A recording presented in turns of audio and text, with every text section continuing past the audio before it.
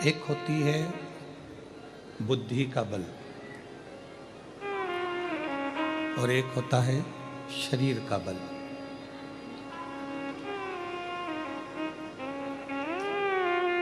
शरीर का जो बल होता है वो हमको अहंकार उत्पन्न कराता है। मुझ में इतना बल है, मुझ में इतना बल है, मैं ये कर सकता हूँ, मैं वो कर सकता हूँ। ये एक अहम दे सकता है, एक अहंकार उत्पन्न कर सकता है।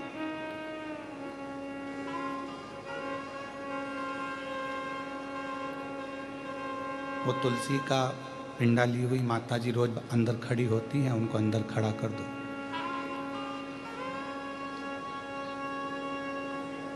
तो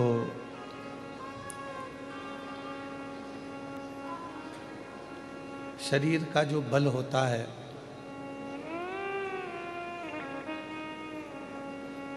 वो शरीर का बल हमको अहमता दे जाता है।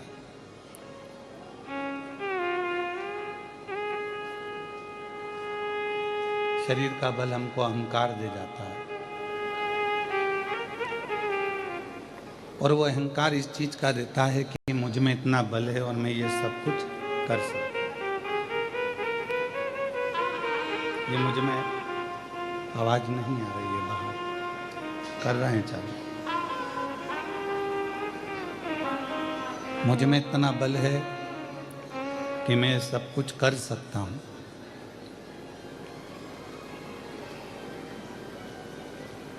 पर बुद्धि का जो बल होता है,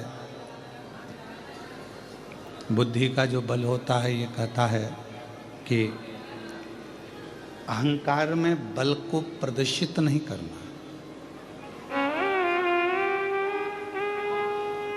आपके पास में कितनी बड़ी प्रतिष्ठा है, आपके पास में कितना बड़ा पद है, आपके पास में कितनी सेना है, कितना आपके पास में बल है, वो आपको प्रदर्शित नहीं करना।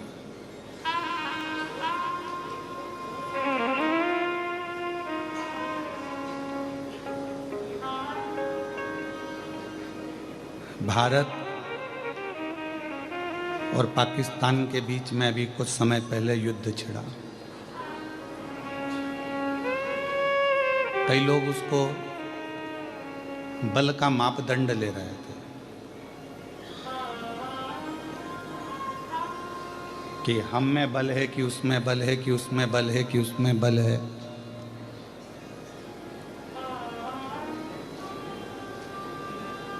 जो युद्ध लड़ने के लिए मैदान में खड़ा होता है वो अपना बल नहीं दिखाता, वो अपना बुद्धि का भी परिचय देता है कि जितने लोग हमारे इस भारत देश में रहते हैं उनकी रक्षा हो जाए तो बल काम की है, नहीं तो मालूम पड़े रक्षा ना हो तो वो बल किस काम।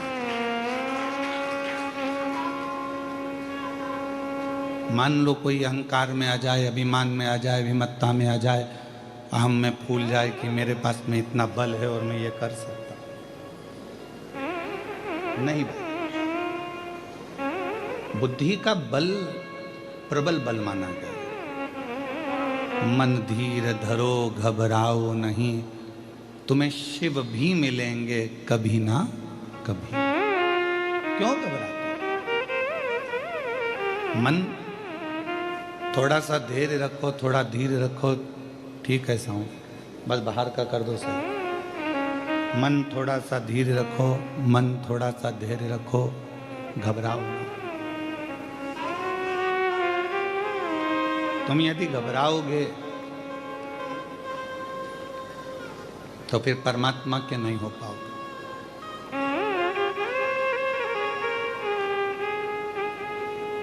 मन का धीरज, मन का धैर्य परमात्मा के करीब में लेकर जाता है। घर में दो भाई हैं, दो भाई का आपस में विवाद हो गया, तुम तो आपस में क्रोध कर लोगे, चिढ़ लोगे, लड़ लोगे, संघर्ष कर लोगे, फिर एक हो जाओगे। पर दूसरों के बुद्धि में ये समझ में आ गया कि इन दोनों का विवाद कभी भी कराया जा सकता है, विवाद कभी भी कराया जा सकता है।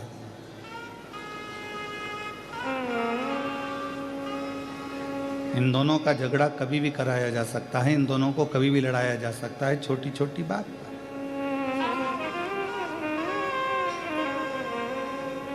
श्री हनुमान जी महाराज लंका की ओर जा रहे थे। बीच मार्ग में सुरसा मिल गई और सुरसा ने हनुमान जी से कहा कि बहुत दिनों के बाद मुझे भोजन मिला है।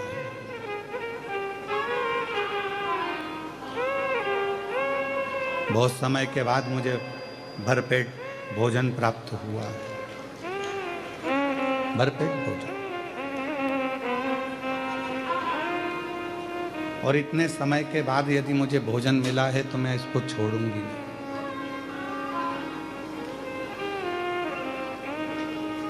आज कथा का छठा दिवस है।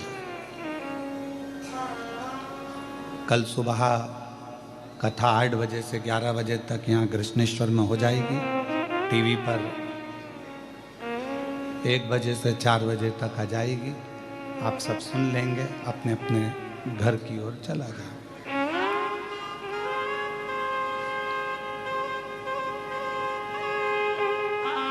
पर इस कथा में जो छठा दिन माना जाता है वो इसलिए माना जाता है कि इसको शिवरात्रि कहा जाता है।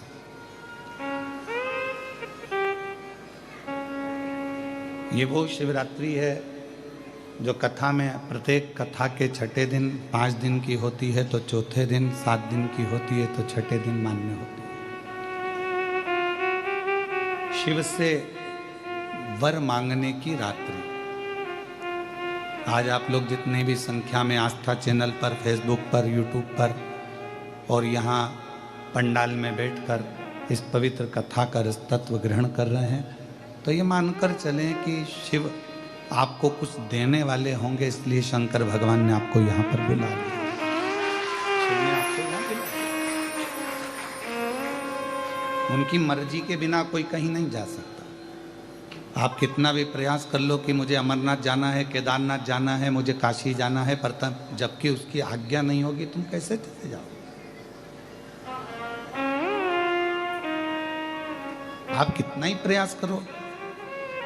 ऐसे दुनिया में कई लोग होंगे, बेरुल आते हैं, अजंता की गुफाओं का दर्शन करते हैं और वहीं से चले जाते हैं।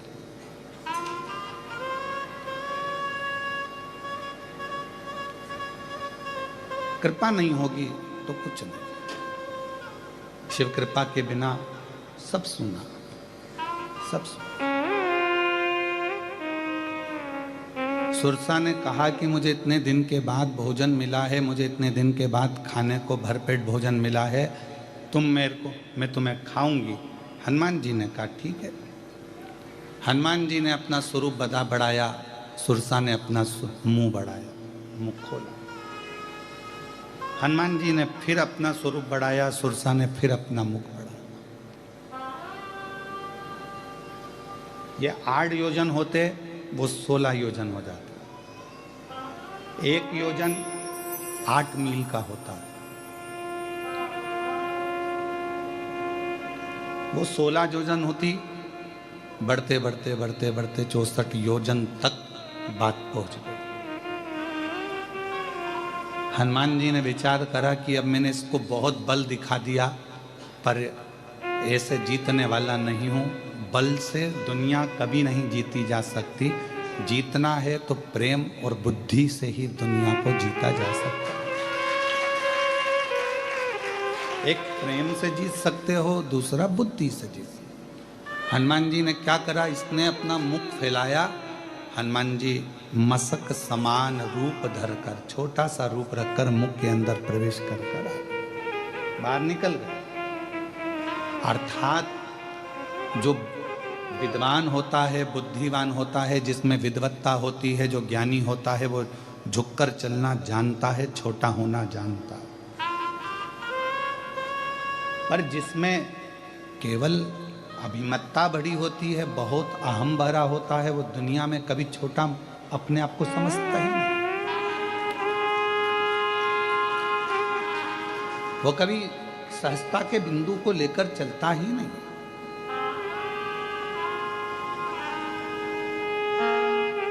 एक बुद्धि प्रेम की प्रबलता हमको नम्रता सिखा देती है।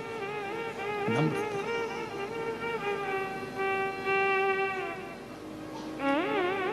जब तुम्हारे भीतर थोड़ी बहुत भी नम्रता प्रकट हो जाए, तुम्हारे अंदर थोड़ी बहुत भी नम्रता आ जाए, तुम्हारे अंदर थोड़ा सा बुद्धि का बल बढ़कर, प्रेम का बल बढ़कर अपन छोटे हो जाएं, तो समझ लेना कि तुमने दुनिया को जीत लिया।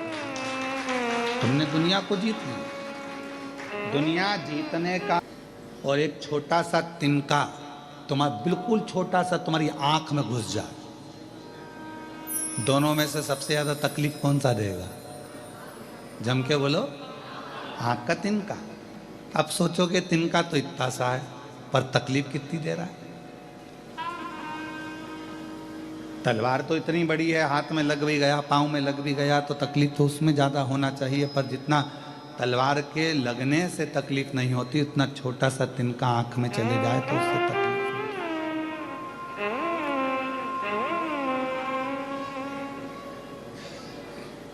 एक छोटी सी बात आपके हमारे हृदय को अगर लग जाती है तो वो श्रेष्ठता नहीं है।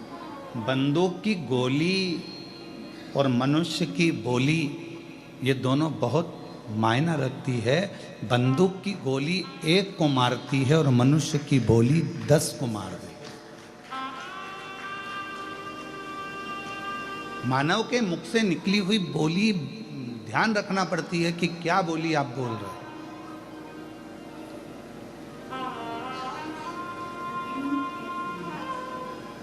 बड़ा समझ समझ कर बोलना पड़ता है। व्यासपीठ पर बोलते हैं तो बड़ा सोच सोच कर बोलना पड़ता है, तो भी लोग कितना बवाल मचाते हैं, आए दिन पुतले जला देते हैं।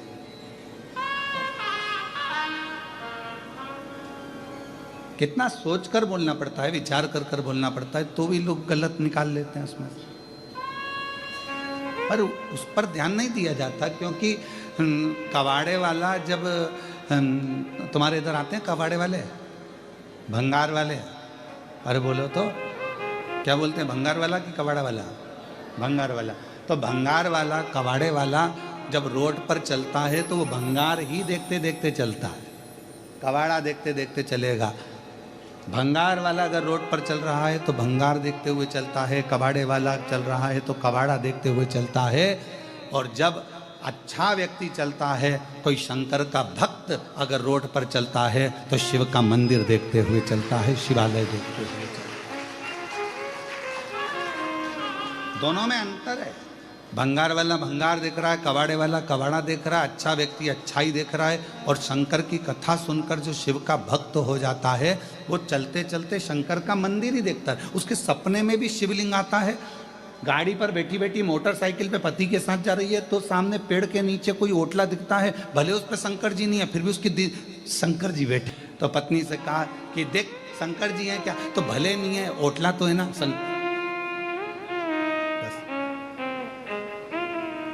दिल में शिव है, दिमाग में शंकर है, तो उसको हर जगह शिव और शंकर ही नजर आ रहा है।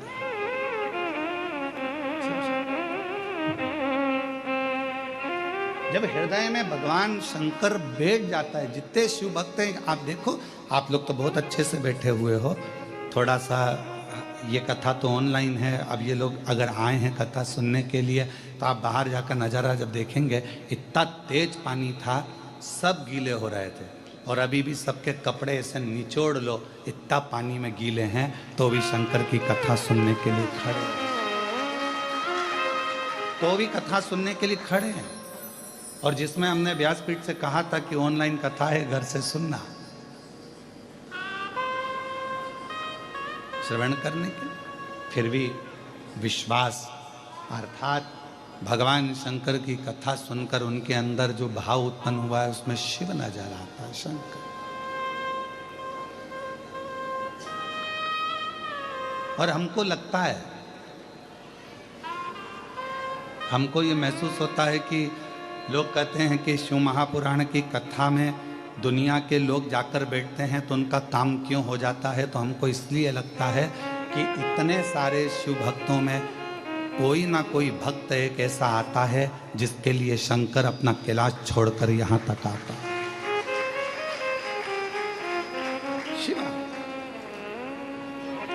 इतने में कितना गीला, कौन कौन गीला होता है।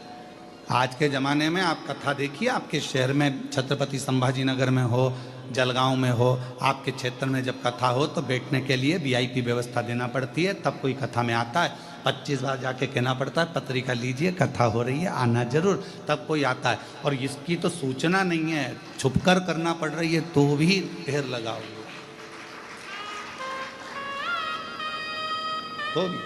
तो कोई भक्त होगा, उससे मिलने के लिए शिव आ जाता है।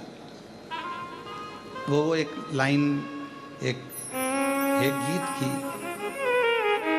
पर शिव जी पे सटीक बैठती है, शंकर जी पे सटीक। वो कहते हैं ना, तो प्यार झूठा सही दुनिया को दिखाने,